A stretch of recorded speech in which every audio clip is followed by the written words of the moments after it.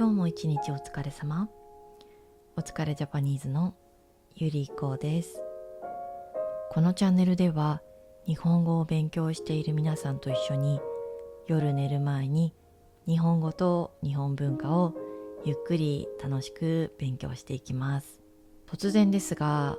日本人の友達や恋人と連絡をしている外国人の皆さんの中には、日本人の返信が遅いと感じることがあるようです。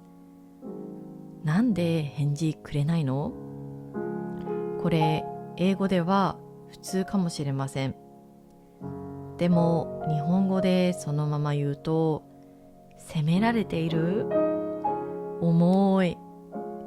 ちょっと怖い、そう感じられてしまうことがあります。今日は日本人が自然だと感じる聞き方を、そもそもなんで日本人は返信が遅いのかと一緒に解説していきます。まずはじめに、日本人が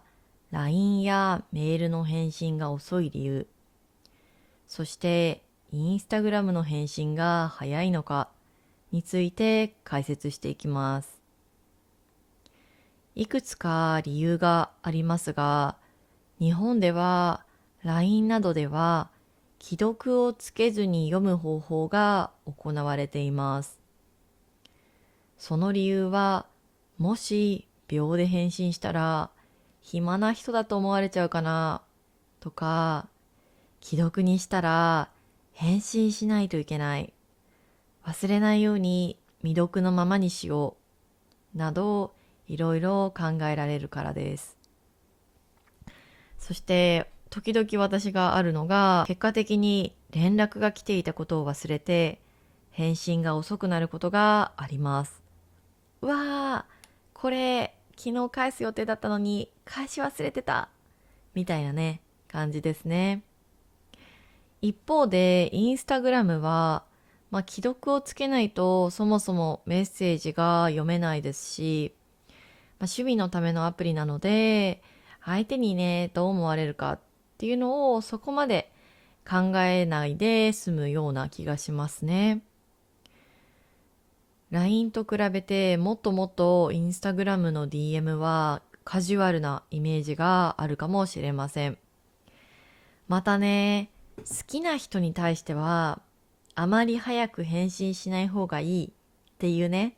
都市伝説的な、定説もあるので、スキピにはね、特に返信が遅くなることがあります。学生の頃とかは私も相手の返事のペースに合わせて、例えば向こうが4時間に1回返事してくるタイプだったら、自分もそれぐらいのペースとか、1日に2回の人だったら1日に2回とか、相手のねペースに合わせるっていうことをよくしていた気がします。もちろん興味がないから返事が遅いとか、返信内容がちょっとね困る、返事のね内容がちょっとね返しにくいから送れないとか、もちろん忙しくて送れないとか、そういった理由もあると思います。そのような背景がありますが、じゃあ皆さんそんな時きっとなんで返事くれないのって思うはずです。でも次のように言ってはいけません。なんで返事くれないの？どうして無視するの？返事して。英語感覚だと普通でも、日本語だと感情が前に出過ぎている印象があります。まずはじめに、なんで返信くれないのは、ちょっとね、責めていたりとか、怒っているニュアンスがあります。それから、どうして無視するのっていうのは、ちょっと強すぎる、ちょっと攻撃的かなっていう印象があります。あとはちょっと重たい感じがあるね。それから、返事してっていうのは、ちょっと命令っぽいかもしれないです。はい。そしてね、一般的にオンラインによっては次のように感じる人がいます。めんどくさい印象を感じてしまう。自分のペースを乱されるから嫌だ。返信内容を考える時間が欲しいので、オイラインはしないでほしい。重たいと思い、面倒に感じる。せかされているようで窮屈に感じる。焦ってしまうし、ペースが乱れてしまう。特にね、年齢によると思いますが、20代後半から3、40代っていう年齢は、かなりね、人によっては忙しかったりもするので、もちろんね、自分のペースもあるので、あんまりね、オイラインしない方がいいかもしれませんね。では、なぜ重く聞こえるのか、これは文化に関連しています。日本語は相手の事情を想像する言語です。なので、相手を責める構図になると、一気に距離が遠くなります。さあ、自然な言い方を距離別に見ていきましょう。まずね、距離関係なく一般的に、せめて一晩、できれば一日は時間を空けましょう。それは相手が忙しい可能性があるからです。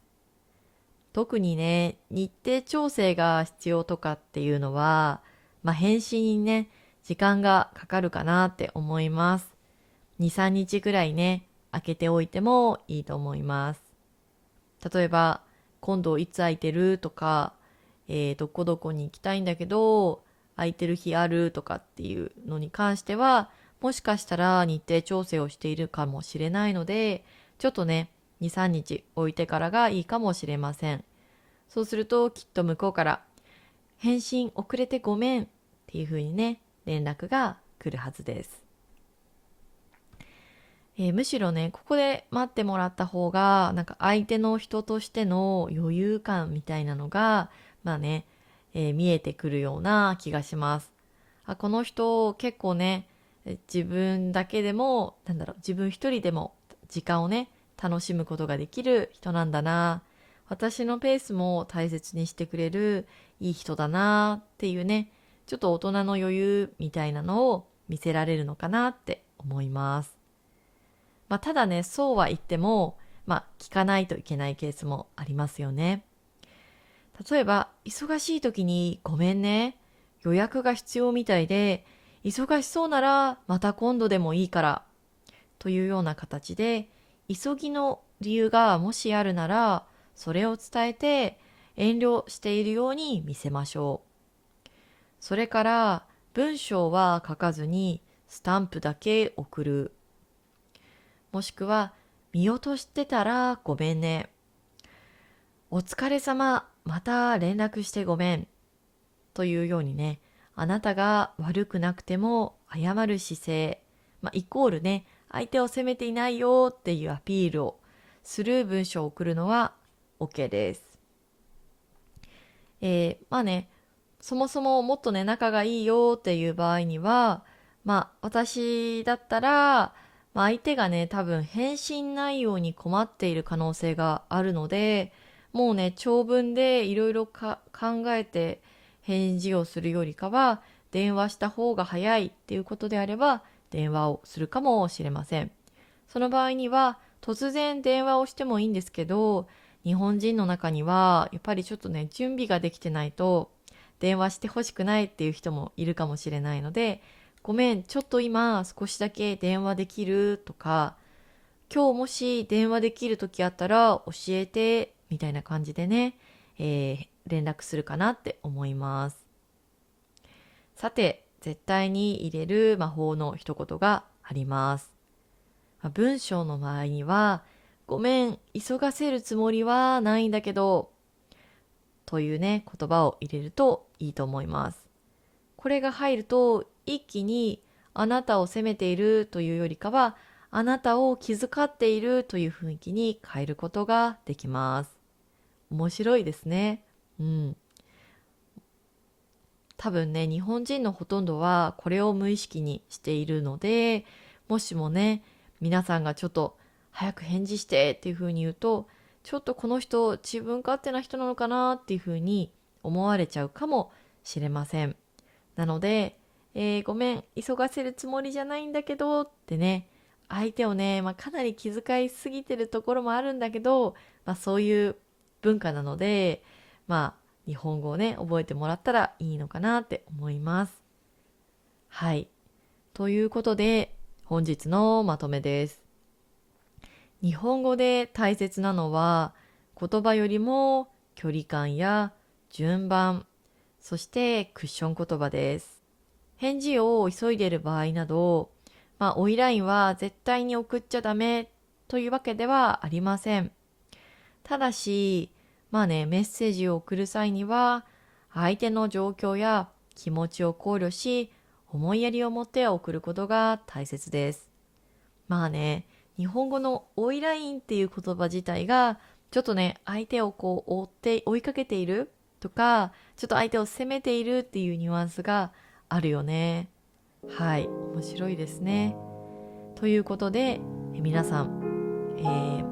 もしね、大切な人から連絡がなかったとしても、相手がね、今どんな状況なのかなっていうのを想像できるといいかもしれません。ちなみにゆりちゃんにメッセージを送ってくれる人、とっても嬉しいです。ゆりちゃん先生、よく皆さんのコメントを読んでいます。ただし時々あるのが、後で返信しようと思って返信をし忘れてしまうことがあります。その場合でもね、皆さん早く返信してとかね、なんで先生返信してくれないんですかって言わないでもらえたら嬉しいです。返信してなくても先生は皆さんからもらうコメントをいつも楽しみに読んでいます。ということで、今日も授業お疲れ様でした。今週もね、1週間始まったばかりですが、